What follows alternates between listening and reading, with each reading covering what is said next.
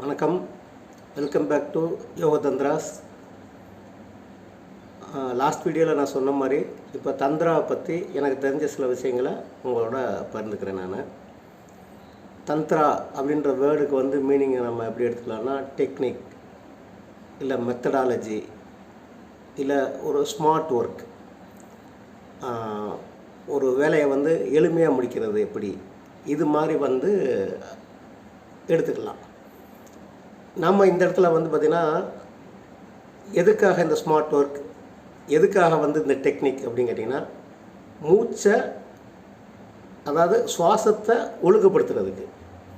சுவாசத்தை ஒழுங்குபடுத்தினா நமக்கு தெரியும் மனம் செம்மையாக இருக்கும், அல்ல மனம் ஒரு பேலன்ஸ்டு மைண்டில் இருக்கும். ஒரு பேலன்ஸ், அது ஒரு சமநிலையில் இருக்கும்போது நாம் எப்போவும் புத்துணர்ச்சியோடையும் சந்தோஷத்தோடையும் இருப்போம். அப்போ இந்த மூச்சை நாம் எப்படி அதை பேலன்ஸாக, அதை மனசை பேலன்ஸ் பண்ணுறதுக்கு மூச்சை எப்படி ப்ராக்டிஸ் பண்ணணும் அப்படிங்கிறதுக்கு தான் தந்திரா சில நுணுக்கங்களை சொல்லுது. அப்படி பண்ணக்கூடிய அந்த பயிற்சிகளில் 3000க்கு மேலே பயிற்சிகள் இருக்குது. இப்போ நான் சொன்ன மாதிரி ஐயா கணக்கன்பட்டியார் அவரோட ஆசீர்வாதத்தில் எனக்கு சில பயிற்சிகள் கிடச்சிருக்கு. அந்த பயிற்சி பார்த்திங்கன்னா மிக மிக எளிமையான விஷயம். அதை பற்றி தான் நம்ம சொல்லித்தர போகிறோம். அதை சொல்லித்தரதுக்கு பார்த்திங்கன்னா ஒரு சர்டிஃபிகேஷன் ப்ரோக்ராம் வச்சுருக்கோம். நாங்கள் அதுக்குரிய மாடியூல் ஒன்று டிசைன் பண்ணியிருக்கோம். அதை பார்த்திங்கன்னா யார் யார் பண்ணலாம், யார் யார் படிக்கலாம் அப்படின்னு பார்த்தோன்னா யோகா மாஸ்டர்ஸ், யோகா சென்டர்ஸ் நடத்துகிறவங்க, அக்குபஞ்சர் ட்ரீட்மெண்ட் பண்ணுறவங்க, அக்குபஞ்சர் சென்டர் வச்சு நடத்துகிறவங்க, வெல்னஸ் சென்டர்ஸ் நடத்துகிறவங்க, இதுபோக பார்த்திங்கன்னா அந்த கூஜா தெரப்பி, கப்பிங் தெரப்பி, இது போன்ற டான் தெரப்பி, இது போன்ற தெரப்பிஸ் பண்ணுறவங்க, சொல்லித்தரவங்க, இவங்க கூடுதலாக இதை தெரிஞ்சுக்கிட்டு கற்றுக்கிட்டு அவங்களோட கிளையன்ஸுக்கு, அவங்களோட ஸ்டூடெண்ட்ஸுக்கு சொல்லிக் கொடுக்கும்போது அவங்களோட அந்த கவனச்சிதறல் இல்லாத ஒரு முழுமையான ஏற்றுக்கக்கூடிய அந்த அவங்க அதை பற்றி ஒரு முழு ஞானத்தை அடைகிறதுக்கு இந்த பயிற்சிகளானது மிகவும் உபயோகமாக இருக்கும். சரி, ஓகே. இந்த பயிற்சிகளுக்கு பார்த்திங்கன்னா இப்போ கோயம்புத்தூரில் அந்த பயிற்சிக்கான ஒரு பெரிய சென்டர் கூட நம்ம டைப் பண்ணியிருக்கோம்.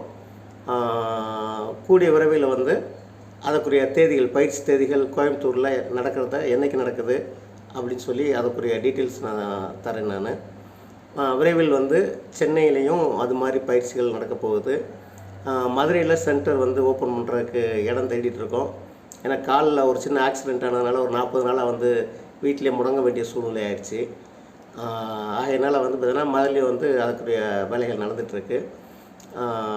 அடுத்தபடியாக பார்த்திங்கன்னா இந்த தந்திரா அப்படின்னு வரும்போது பார்த்திங்கன்னா மூச்சு மட்டும்தானா, மூச்சில் மட்டும்தான் ஃபோக்கஸ் பண்ணணுமா அப்படின்னு கேட்டிங்கன்னா தந்திராவை பற்றி சொல்லிடுறேன் கொஞ்சம். அதில் தந்திராவில் பார்த்திங்கன்னா நிறையா கடல், அது ஒரு கடல். நம்ம அன்றாட நிகழ்வுகளில், நம்ம அன்றாட வீடுகளில் நம்ம அதை செஞ்சுக்கிட்டு தான் இருக்கோம். ஆனால் அப்படி சொன்னால் அது சிலருக்கு ஆச்சரியமாக கூட இருக்கும்.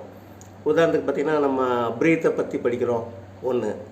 அடுத்து பார்த்திங்கன்னா ஆசனங்கள், நம்ம தெரிஞ்சோ தெரியாமலையோ, உதாரணத்துக்கு பார்த்திங்கன்னா வீட்டில் சாமி கும்பிட்றோன்னு சொல்லிட்டு ஒரு உக்கி போடுறோம், சாஸ்தாங்கமாக உளுந்து நமஸ்காரம் பண்ணுறோம், இல்லை நமாஸ் பண்ணுறாங்க, முஸ்லீம்ஸ் நமாஸ் பண்ணுறாங்க. அப்போ அந்த ஆசனங்கள் வந்துடுது. அதில் கிறிஸ்டின்ஸ் பார்த்திங்கன்னா ஒரு அந்த மண்டிட்டு ஒரு ஆசனங்கள் மூலியமாக தான் வணங்குறாங்க. அப்போ ஆசனங்கள் அப்படிங்கிறது பார்த்திங்கன்னா இயற்கையாகவே எல்லாருக்கும் பார்த்திங்கன்னா ஒரு ஸ்பிரிச்சுவலாக இருக்கிறவங்க தெரிஞ்சோ தெரியாமலோ பண்ணிக்கிட்டு தான் இருக்காங்க. அடுத்து பார்த்திங்கன்னா வேறு என்ன சொல்லலாம் கேட்டிங்கன்னா உங்களுக்கு எந்திரங்கள். உதாரணத்துக்கு பார்த்திங்கன்னா எல்லார் வீடுகள்லையும் பார்த்திங்கன்னா அது ஈவன் முஸ்லீம்ஸ், கிறிஸ்டின் எல்லா பார்ஷியாலிட்டி இல்லாமல் எல்லார் வீடுகள்லையுமே பொதுவாக பார்த்திங்கன்னா சில தகடுகள் இருக்கும். கோவிலோட சில மந்திரங்கள் அதெல்லாம் இருக்கும். ஆக்சுவலாக அந்த எந்திரங்கள் இன்றைக்கி காமனாக பிரிண்ட் பண்ணி தர்றாங்க, அது மாதிரியான விஷயங்கள் அல்ல. எந்திரங்கள் எப்படி பண்ணப்படுதுன்னு கேட்டிங்கன்னா எந்திரங்களில் மந்திரங்கள் எழுதுவாங்க, கூடுதலாக நம்மளோட பிரச்சனைகள் தீர்க்கிற விஷயங்களையும் அதில் எழுதியிருப்பாங்க. அப்போ ஒவ்வொருத்தருக்கும் அந்த விஷயங்கள் வந்து வேறுபாடுகள் இருக்கும். ஒவ்வொருத்தருக்கும் தேவைகள் நீடு வந்து வித்தியாசமாக இருக்கும். அதுதான் வந்து அந்த வெள்ளிலேயோ வெள்ளித்தகல்லையோ அல்ல செம்புத்தகல்லையோ வந்து அதில் எழுதியிருப்பாங்க. அப்படி தான் வந்து பொதுவாக வந்து இருக்கும். ஆனால் இன்றைக்கி வந்து பார்த்திங்கன்னா பிரிண்டடு ஒரு கோயிலுக்கு போகிறோம், ராமேஸ்வரத்துக்கு போகிறோம், அங்கே போனால் அங்கே பிரிண்டடாக இருக்கும் நமக்கு செம்புலேயோ வெள்ளிலையோ வந்து கொடுத்துருப்பாங்க. அது வந்து அவங்கவுங்க வீடுகளில் வந்து இருக்கும்.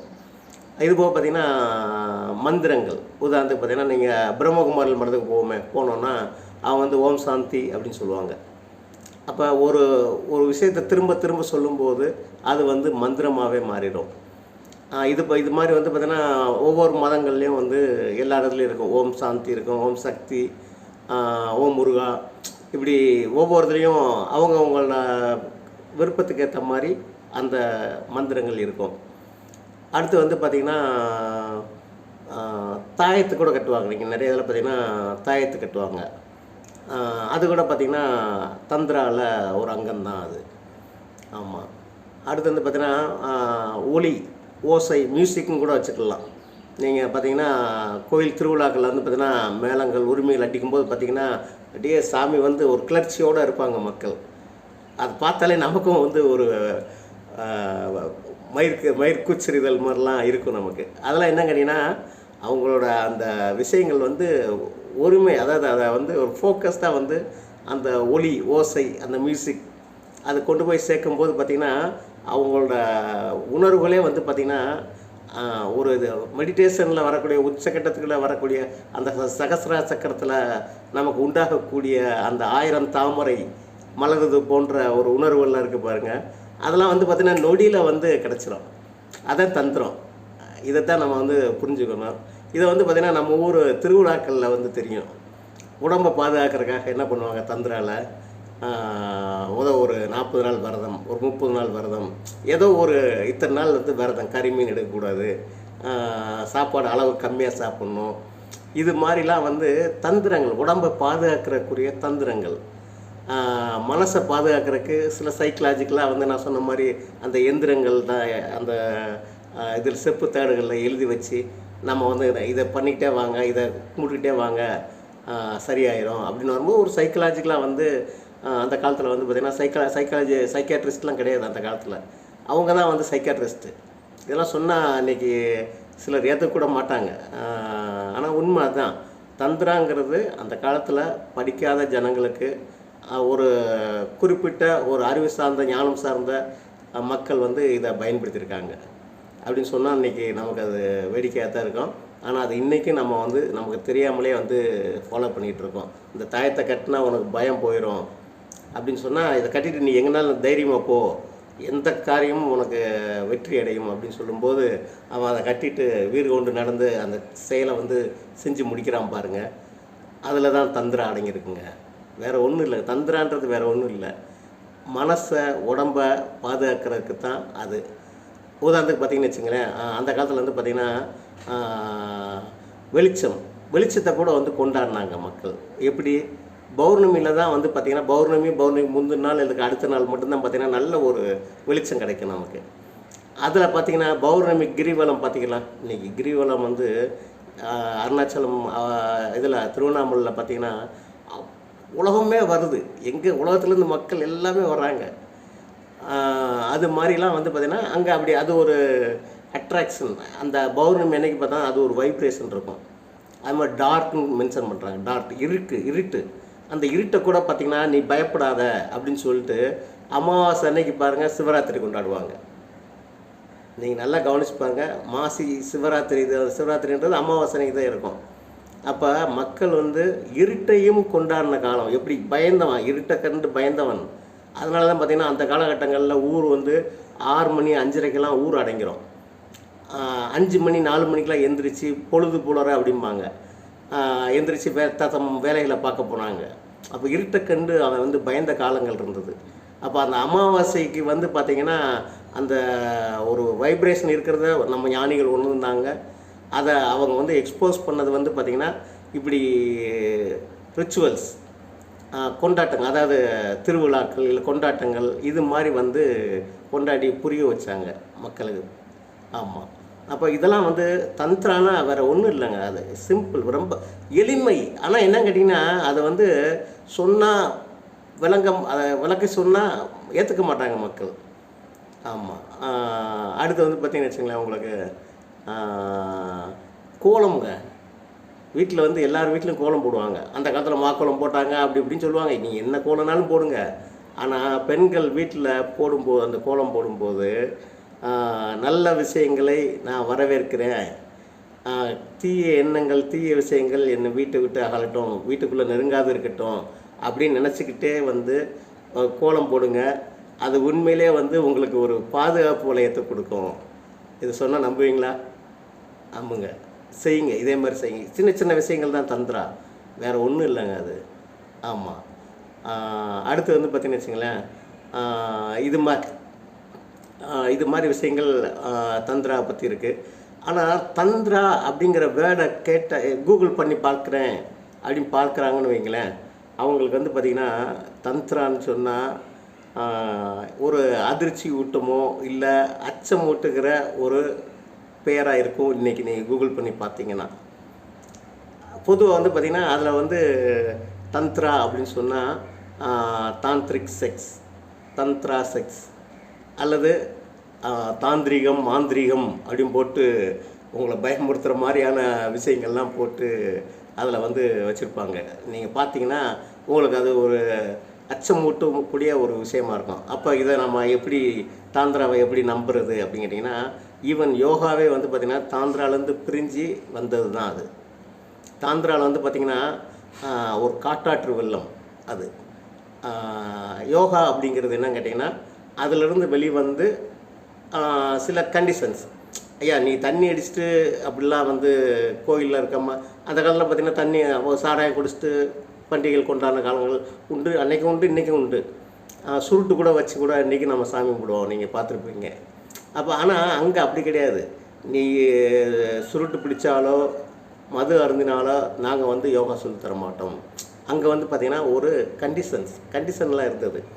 நீ வந்து மாமிசம் உண்ணக்கூடாது, அப்படி இருந்தால் தான் நாங்கள் வந்து ஒரு ஒழுக்கம் சார்ந்த விஷயங்கள் மாதிரி கொண்டு போனது தான் வந்து யோகா. தந்திராவில் வந்து அப்படி கிடையாது, அது ஒரு காட்டாற்று வெள்ளம். ஆமாம்.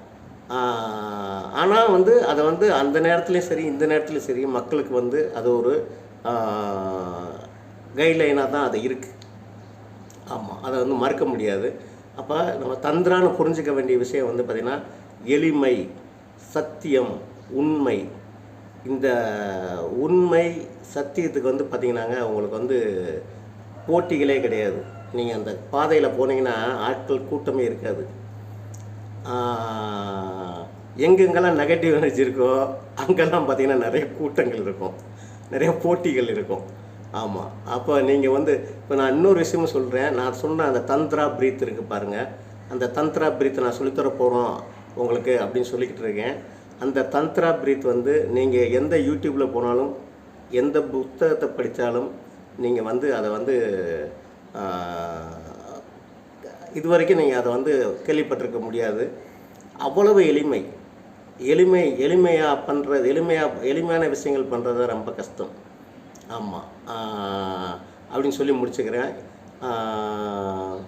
இன்னொன்று எப்படி சொல்லலாம் கேட்டிங்கன்னா உங்களுக்கு வந்து ஓகே, நாம் அடுத்த வீடியோவில் வந்து அந்த தாந்திரிக் செக்ஸ்னால் என்ன, மாந்திரிகம் தாந்திரிகம் என்ன அப்படிங்கிறத பற்றி நம்ம வந்து அடுத்த வீடியோவில் பார்ப்போம். நன்றி, வணக்கம்.